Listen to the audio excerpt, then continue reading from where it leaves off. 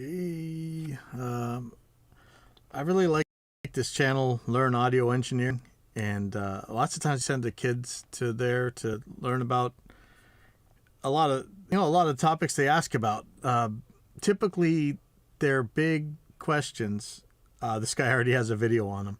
He has a killer video on, I think it's him. It has one on Max Martin, and about how he doesn't really use the same 4-chord formula as everybody else, which is pretty cool. I hope I'm looking at the right channel. Let me make sure. I'm not completely blowing this. Yeah, right here. What do all Max Martin songs, #1 hit songs, have 5 things in common? And it's not 4 chords. So go check that video out. But you know how if I'm ever pedantic about something, it's about audio interfaces. So I wanted to see what he's got for his video. It's called Universal Audio Apollo Twin Duo versus Focusrite Scarlett 2i2. You guys probably already know how I feel about Universal Audio when it comes to drivers and things like that. But let's just see how this video goes. Learn Audio Engineering. I'm here today at Sauce Studios with Rudy and Nick from Old Jack Tap. And today we're gonna figure out if there's an audible difference between the Scarlett 2i2 and the UAD Apollo Twin. An audible difference. Scarlett 2i2, Apollo Twin. Who will win? Is there a difference? UAD, you better look out because your sales are about to go way down. You're about to get exposed by this guy. The Scarlett interface retails for about $200 and the UAD Apollo goes for something like $1,200. So I want to find out if there's an actual audible difference to justify the price, and I want your help deciding. Now, how are you going to do this, you might ask? Well, I went down to Long & McQuaid and I picked up a Y cable. On one end has a female end to plug into a microphone, and on the other end, 2 male XLRs to go to 2 separate interfaces. Okay, so already, I know a lot of you guys out there are going to be like, well, you're not going to have the right impedance on the mic and blah, blah, blah, blah, blah. But you know what? Whatever this thing hurts, it's going to hurt them both the same. So what I'm going to say is, doesn't UA actually make modeling things that's supposed to make things sound different? So, you know, they could sound different. Like most of the time when people talk about how the big, huge differences in mic preamps and stuff, if you really do an ABX test, they can't tell the difference between them. But if you're purposely trying to make them sound goofy or whatever, I think you could make them sound different. So we're going to match the volume, 24-bit depth, 44.1 sample rate, and we're going to see if we can tell a difference. And now the fun part, which is where you come in. I've set up a poll up here where you can choose between interface A and interface B and select the one that you prefer. You have to watch the whole thing without skipping ahead. Okay, honor system guys, this is for science. So I was lucky enough to have Nick and Rudy help me out with this video. So let's hear what they have to play first. Let's start with some drums.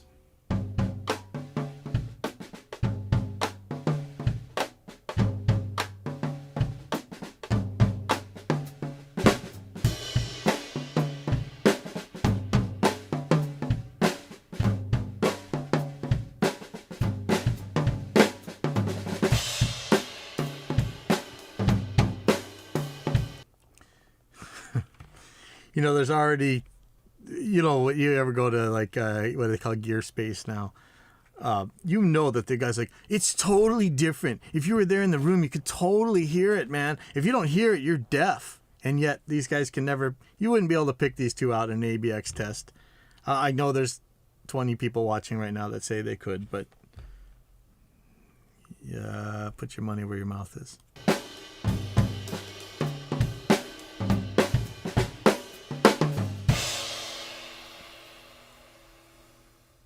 It's a pretty tight race, isn't it? Well, let's check in with the bass.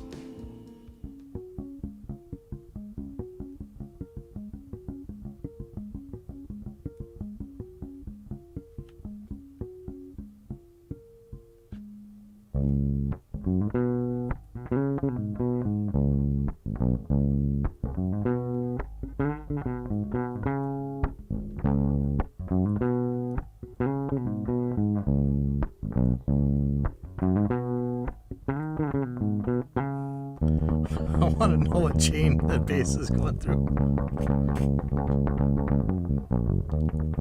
That's flatulitis. But it could sound great in a mix.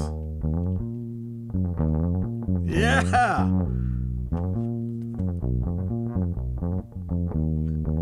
Hey, at least he's playing cool stuff, huh? Awesome.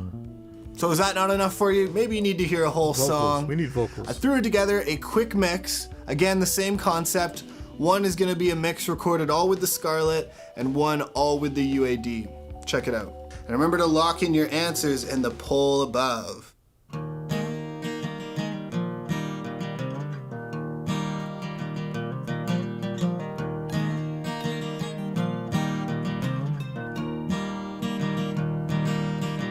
Why'd you have to keep me so long? Have to keep me so long? Soon you'll be a name in a song, just a name in a song. The oil's all gone. There's nothing left to burn now. So I'll put all my credibility on the line. Yeah, which credibility is that? I'd put it all on the line that it doesn't matter. If you had these two things and these guys are going to play this well and make a song that people like, nobody's going to give a crap. Like I always say, nobody ever says, hey, you know, that song would have been a hit if you would have used an Avalon preamp instead of that Focusrite one or whatever. Good luck with that. And this is from somebody who had way too much money in mic preamps back in the day. But anyway. I'll return to earth one day, nothing but dust and clay. You'll still stick to me like tarred feathers for a little bit of ever.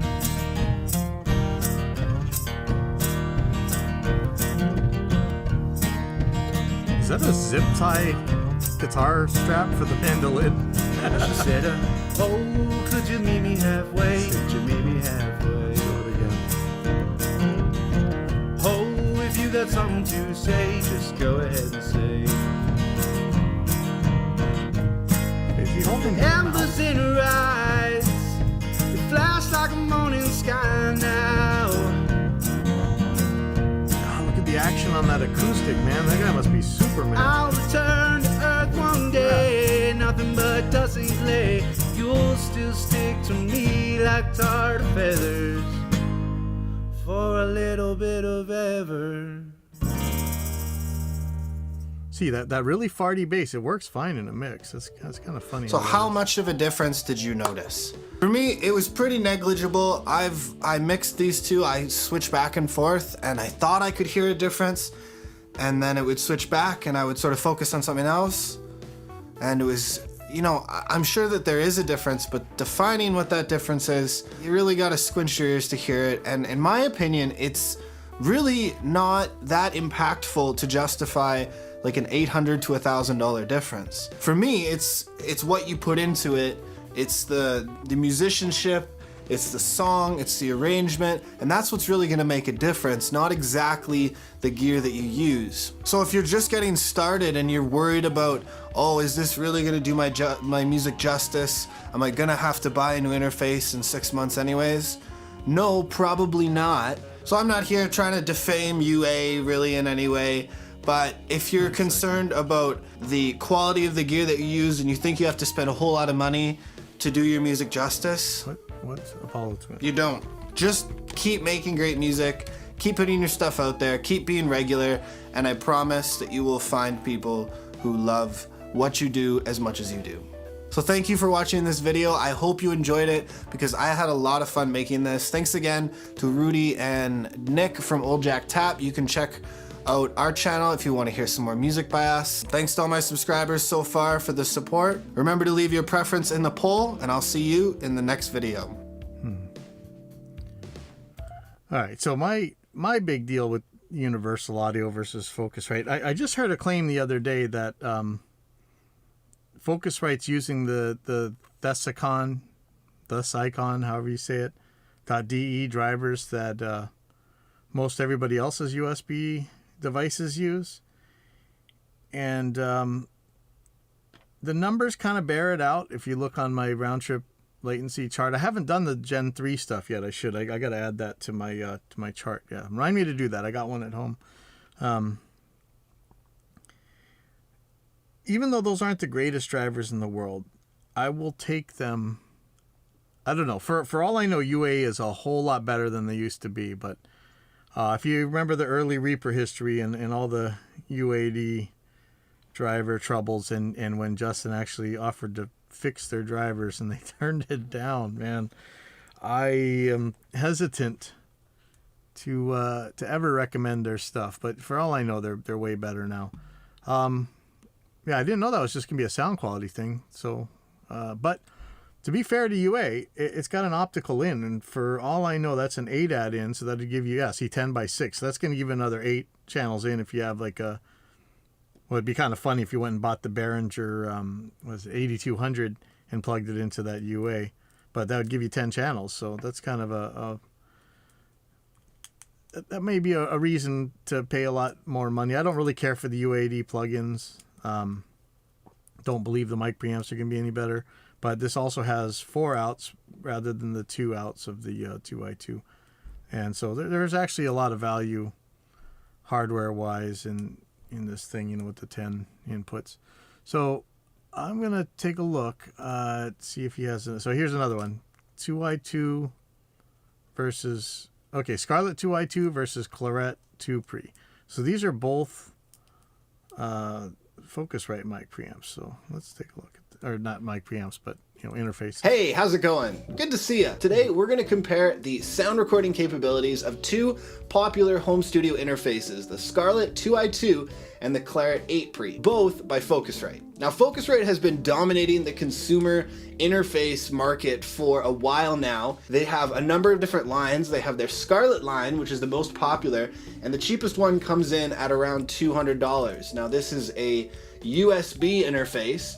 The next one they have is the Sapphire, which I'm pretty sure has been discontinued. It was a Firewire interface, and I haven't really seen much of. Not only were they Firewire, they were Dice 2, and you guys know how much I love Dice 2, so let's not talk about those anymore. Actually, I have one, Liquid 56, and we set it into standalone mic preamp mode the last time it got plugged into a Firewire input. Hopefully, it never needs to be plugged in again because I don't know where the hell I'm going to find one. But we are actually, it's at Studio Mililani being used as 8 channels of mic pre's, and it's doing great for that. Firewire anymore, so as far as I'm concerned, they've discontinued that line. And more recently, they've brought in the Claret line, which is a Thunderbolt, and it also features a new circuit, the Air feature, which I will talk about in a little bit. Now, so are these Thunderbolt, or do they have a USB-C port? There's a difference. I'm not sure which that is. This one for the 2 pre runs around $600. So the difference between the Scarlett... Still pretty skeptical on Thunderbolt. Oh, interesting. So now I guarantee that the hey Jason, I guarantee that the Claret uses the same drivers as the Scarletts and stuff. So I don't think they're going to be different there, and I wouldn't be surprised, sadly. Oh, interesting. So the Apollo had the same round trip latency. Interesting.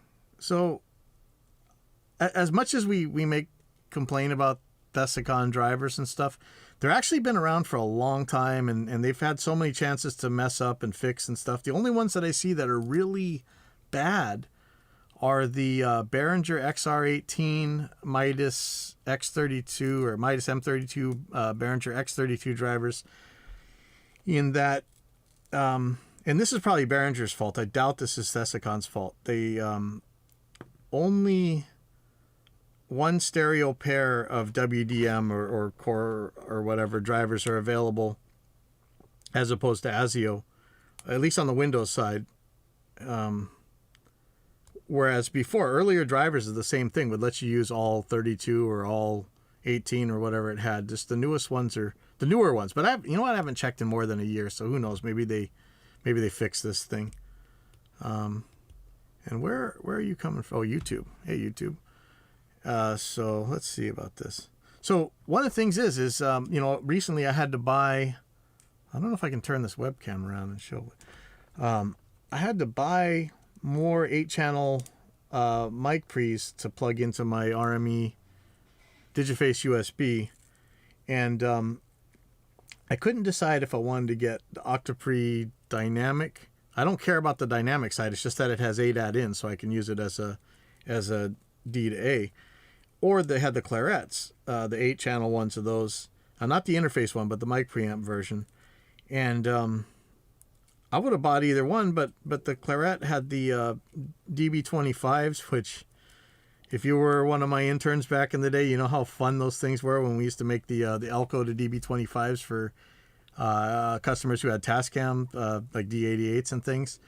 So I can barely see. I'm wearing glasses now, man. I can barely see. I can't solder those things anymore. So I just took the Octopre Dynamic, and I don't know that I would know the difference. But anyway, let's see what we're going here. Scarlett interface 2i2 and the Claret 2 Pre is about $400, and in this video we're going to see if there's enough of a difference to justify spending $400 more to get the Claret interface. Is there actually some added value to this one, or does it just matter how you want to interface your interface? If you want USB or you want Thunderbolt So in this video we're going to compare these two interfaces and see if there's an audible difference between the Scarlett and the Claret.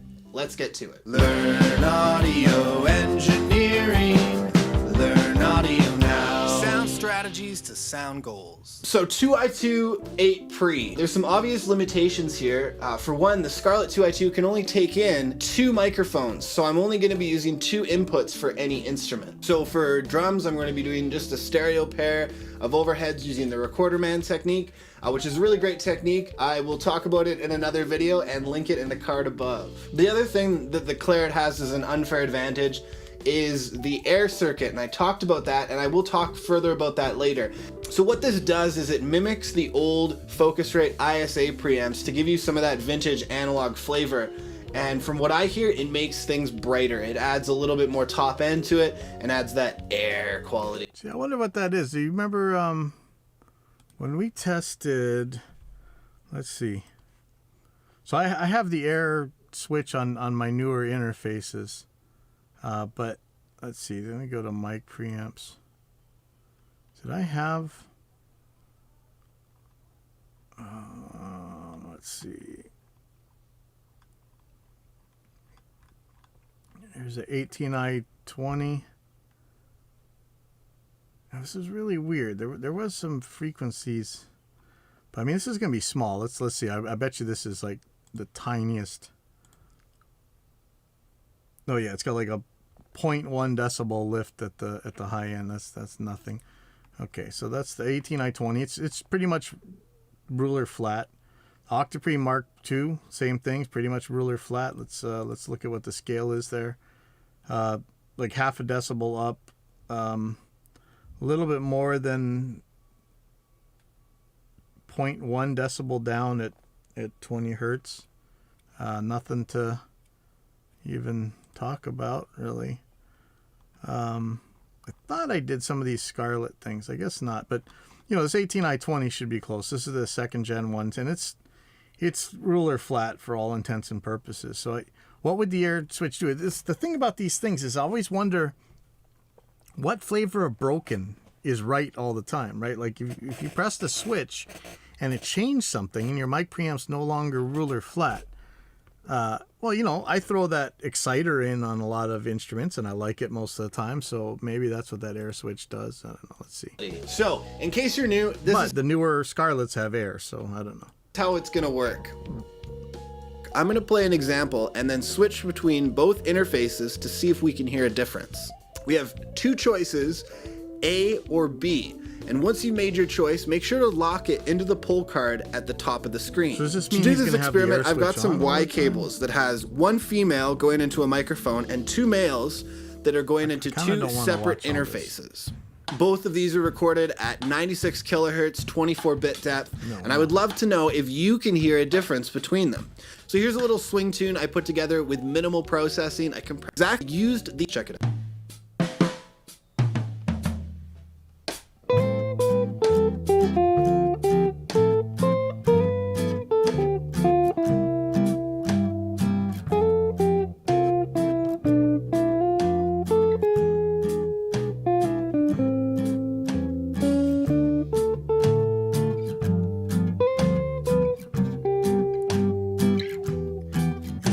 brighter, or is he hitting it harder when it, or did he just switch it and I didn't even notice? Hold on.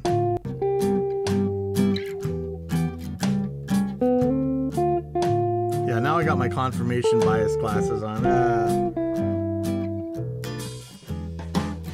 think it's brighter on B.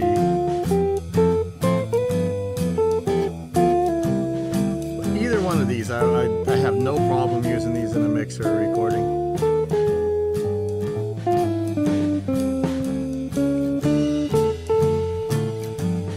What the puka shell hi-hat thing is kind of interesting. Do I have to do that? I got plenty of puka shells. Okay. It's one of the biggest selling points of the Claret line. I did a little bit of digging online and I found that what this is essentially a high shelf boost. Whoa. Starting as low as around 100 hertz and increasing to about...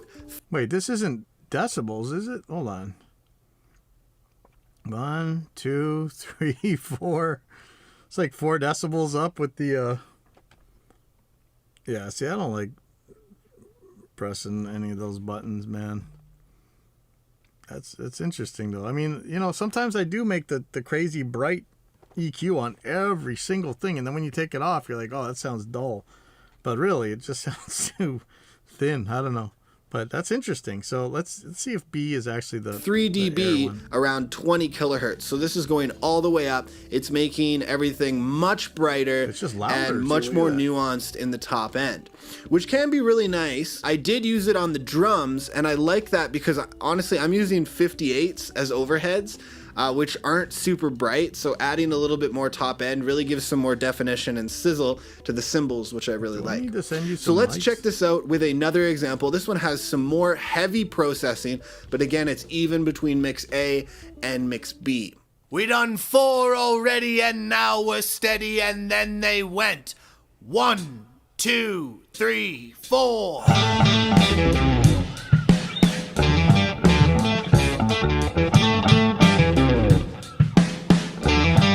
Louder.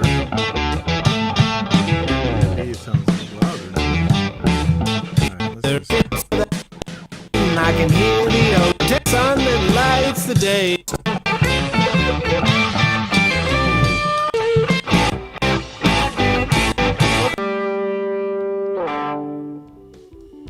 So there's a couple other things that I wanted to take a look at, and that is the latency. I did a latency test on both of these, and the way that I did that was record input 1, and then I set the output of that to bus 1, and I recorded that onto a separate track, and then measured the distance between those two tracks to calculate the latency. The Claret had a latency of 4 milliseconds, which is pretty good, and the Scarlett had a latency of 51 milliseconds. No, so obviously okay. there is Hold on, dude. You're doing something very, very wrong. There should be Zippo difference. Maybe there's a tiny, if that really is Thunderbolt, there could be a tiny bit different in the processing time. I would say USB is more mature, so I wouldn't be surprised if it was actually the faster one at this point. Even though Thunderbolt has a greater bandwidth than USB 2 or whatever, I don't think that matters in this case. And there's no way that I can go grab a Scarlett right now and get, you know, way under 13 milliseconds at 128. So there's no way this thing is being used correctly and it's getting 51 milliseconds. You wouldn't, not all these guys wouldn't be monitoring through their Scarletts right now if it was anywhere near that. So something is drastically wrong. So let's a big back this latency, up. 4 milliseconds, which is pretty good. And the Scarlett had a Yeah, latency this of guy's 51 screwed something up. milliseconds. No so way. obviously there is a big difference in the No. speed of these devices. Nope. And that might be because it's a Thunderbolt interface Nope. and those things are crazy fast. But Nope. there you go. There is some added value Nope. to getting the Claret. So honestly, Maybe, I really but love it's not doing these latency. shootouts. They're a lot of fun and they give In you fact, hold on, dude. Let me just Google this thing. Round trip latency roundup. This is something we made over here at the school. And let's look at the Focusrite. So we'll go to the USB ones.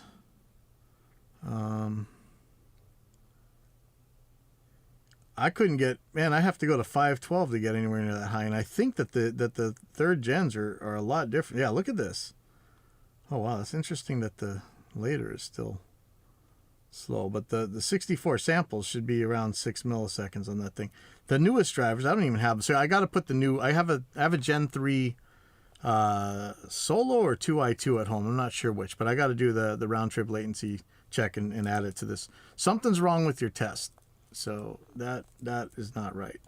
A better indication of what your gear is doing and helps you to better select which color or tool you want for your palette. Color. Regularly doing mic shootouts or preamp shootouts or anything like that. So setting these two up side by side and A B'ing them and really picking out the difference and the nuances between each one is going to help you to use your gear better and get better recordings. I remember as an intern, we would do these every couple months where we would take a whole bunch of mics and put them on the kit, and then we would get the drummer to play something really simple and flip back between them and hear the difference between the preamps or between the mics or anything like that, and really stretch your ears to hear what's different, describe that sound, and then remember that. So the next time you're asked to make and describe it as there's 2 decibels more at 200 hertz or whatever, not this one's warm, this one's bright, this one's airy, this one's transparent, this one's woolly. Yeah, are you using real terms or are you just using nonsense terms? Well, let's see. Choice or to suggest something, you have a little bit more experience as to what all these different tools sound like. And over time, that's just going to get faster and get better. And if they sound different, this is like a poisoning the well kind of thing where you're assuming facts not in evidence, right? And you're just going to instinctively know the right tool for the job. So thank you for watching. I hope you enjoyed this video. Please subscribe if you're new, and let me know in the comments if you have any gear that I should review or that I should do a shootout on or compare or anything like that. I'm always looking for new video ideas. So as always, thanks again for watching, and I will see you in the next video. Wait, which one was B? Did he say it? I didn't notice. Was record input 1, and then I set the output of that to. So there's a couple other things. Wait, did he say it and I didn't notice? Hold on. Well, I don't know. Does it even matter? It's not that different.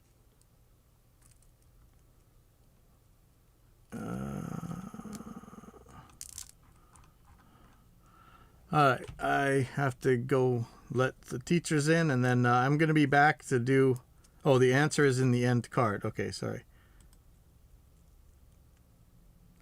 Ah, wow. See, I told you I'd be wrong. Interesting. So it seemed to me like when he was doing that clickety thing with the drumstick, that it was brighter, and I thought, okay, that must be the air switch. Interesting.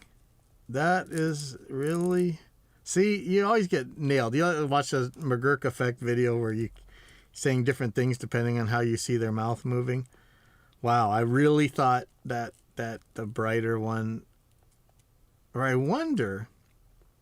Okay, so this is like when dowsers get busted after the JREF Million Challenge, right? And they got to try and justify why they got their thing wrong. But in this case, I'm going to say that it seemed like when the full mix was going on that it was louder with the number B. And I wonder if that's because B is flatter. And you could get the same peak level with a brighter signal and not have all the stuff on the bottom. I wonder if that's what it was. But to me, it sounded a little bit louder or brighter or both. So, well, there you go. That's why I don't trust my ears for that kind of thing. So in a little bit, I'm going to come back and I'm going to check out Glenn's new one because it's of a company that makes what I sometimes believe could be questionable claims. And, because it's Glenn anyway, it's always fun to watch his. I got to go let some teachers in, but I'll be back. Hey, thanks, Jason. I wouldn't have found the thing. So I'll see you guys.